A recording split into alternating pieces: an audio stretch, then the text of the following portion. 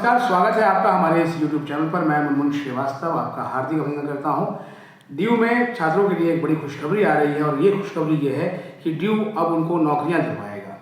Due का dean student welfare कार्यालय जल्द ही एक जॉब फेयर लगाने वाला है और हमारे साथ बात करने के लिए मौजूद हैं ड्यू के दो ज्वाइंट डीन, एक हैं डॉक्टर गुरप्रीत सिंह टुटेजा और दूसरी हैं मैम डॉक्टर हिना सिंह। स्वागत है आप लोगों का हमारे चैनल पर। धन्यवाद मुनमुन जी, धन्यवाद सर। जो 18 अप्रैल को और 19 अप्रैल को एक जॉब फेयर होना है, उसमें बच्चे कैसे सर भाग ले पाएंगे, इसके बारे में थोड़ा जानकारी चाहते हैं। जी, सबसे पहले मैं आपको बता दूं कि जो जिस तारीख को हम लोग ये जॉब फेयर कर रहे हैं वो 18 और 19 अप्रैल है।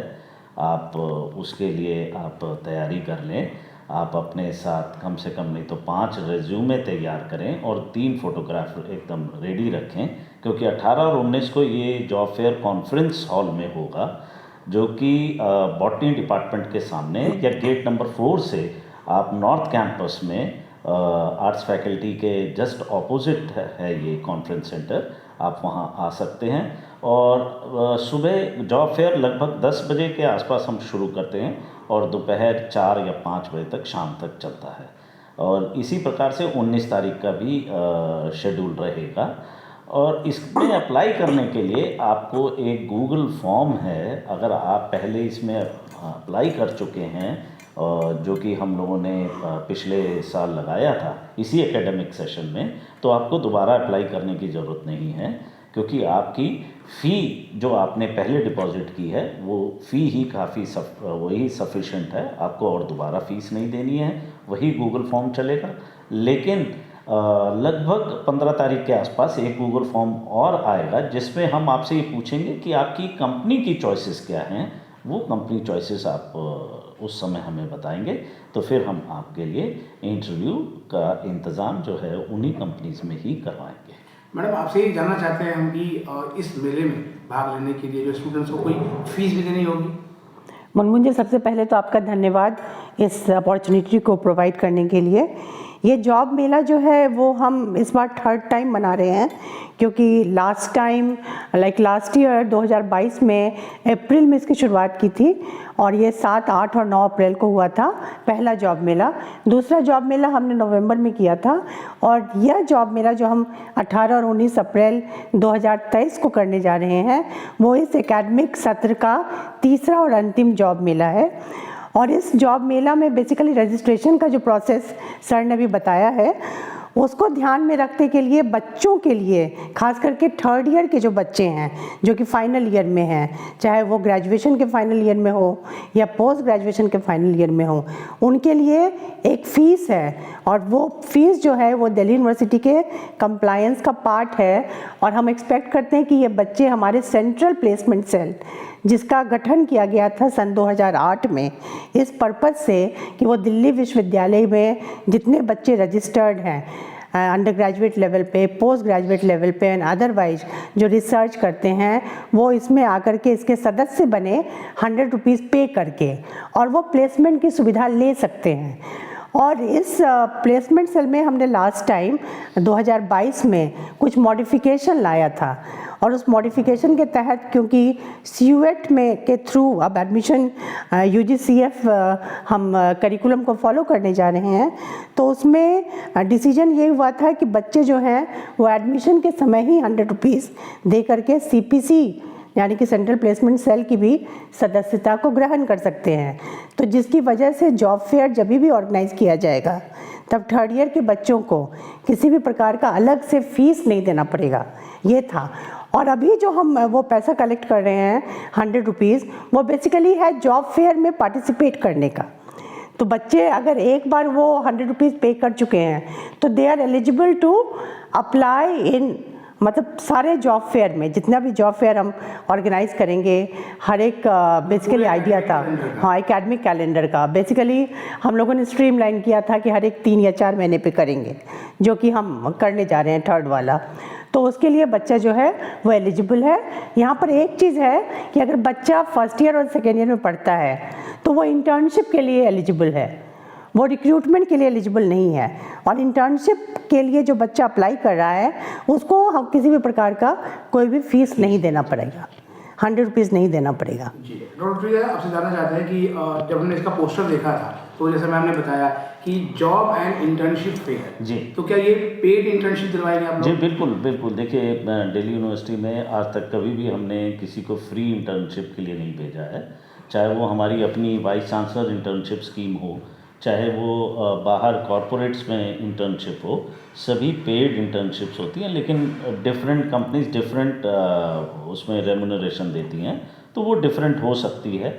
अगर आपके अच्छे स्किल सेट हैं तो आपको एक अच्छी कंपनी मिलेगी जहाँ अच्छे आपको पैसे भी मिल सकते हैं।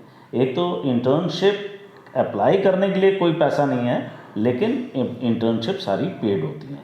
और दूसरी इम्पॉर्टेंट चीज़ इसमें है कि जो जॉब के लिए आपने करना है उसमें आपको 100 रुपीज़ देने, बट वंस ए ईयर देने, बस एक ये आप मन में एक ये बात समझ लीजिए। दूसरा जो फॉर्म है, गूगल फॉर्म है, वो गूगल फॉर्म रजिस्ट्रेशन वाला जो है वो ओपन हो चुका है, आप उसमें रजिस्टर करिए। जो पहले पैसे दे चुके हैं उनके लिए वो मना कर देगा, बोलेगा कि नहीं आपके पैसे पहले आ चुके हैं, हम फॉर्म पहले ही जमा करा चुके हैं, दोबारा रजिस्ट्रेशन की ज़रूरत नहीं है। दोबारा रजिस्ट्रेशन कभी भी नहीं करवाती है दिल्ली यूनिवर्सिटी, लेकिन जॉब फेयर से ठीक पहले एक फॉर्म ज़रूर आएगा जिसमें हम कंपनीज़ के बारे में पूछेंगे। एक बहुत इम्पॉर्टेंट मुद्दा है मुनमुन जी, उसमें यह है कि जो कंपनीज़ दिल्ली यूनिवर्सिटी में आना चाहती है तो वो किस तरह से आ सकती है। हाँ, ये वो एक बड़ा सवाल महत्वपूर्ण है क्योंकि बहुत सारी कंपनियां आना चाहेंगी।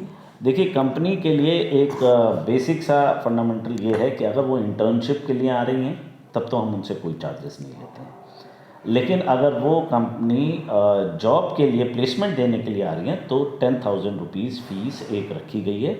ये फ़ी इसलिए रखी गई है कि जो प्लेसमेंट हमारा ऑफिस है, जो सेंट्रल प्लेसमेंट सेल है, वो एक इंडिपेंडेंटली काम कर सके, सेल्फ सस्टेनेबल रहे।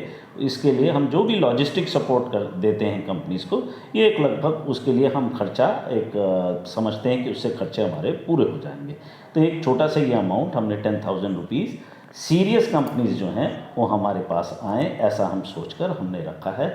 अभी भी कंपनीज़ रजिस्टर कर सकती हैं, रजिस्ट्रेशन प्रोसेस उनके लिए भी ओपन है। लेकिन अगर आप खाली इंटर्नशिप के लिए आ रहे हैं तो कोई फ़ी नहीं है, अगर आप एनजीओ हैं तब भी आपके लिए कोई फ़ी नहीं है। आप हमारे यहाँ प्लेसमेंट या इंटर्नशिप फ्री में कर सकते हैं अगर आपकी एक एनजीओ है। सो इस हिसाब से अगर आप देखें तो अभी रजिस्ट्रेशन कंपनीज़ के लिए भी खुला है, आप रजिस्टर कर सकते हैं। जिन कंपनियों ने लास्ट वाले फेयर में कराया था उनके लिए भी कोई चार्जेस नहीं है। तो मैम आपसे जानना चाहते हैं कि कंपनियों के रजिस्ट्रेशन की प्रक्रिया क्या है, मतलब वो उनको भी ऑनलाइन ही रजिस्टर करना पड़ेगा? हाँ, कंपनियों को रजिस्ट्रेशन के लिए भी गूगल फॉर्म हमने सर्कुलेट किया है। वो कंपनी ऑनलाइन ही सारा चीज़ करेंगे, पेमेंट भी ऑनलाइन है। पेमेंट में भी मतलब कुछ भी कैश डीलिंग नहीं है, सारा कुछ ऑनलाइन है।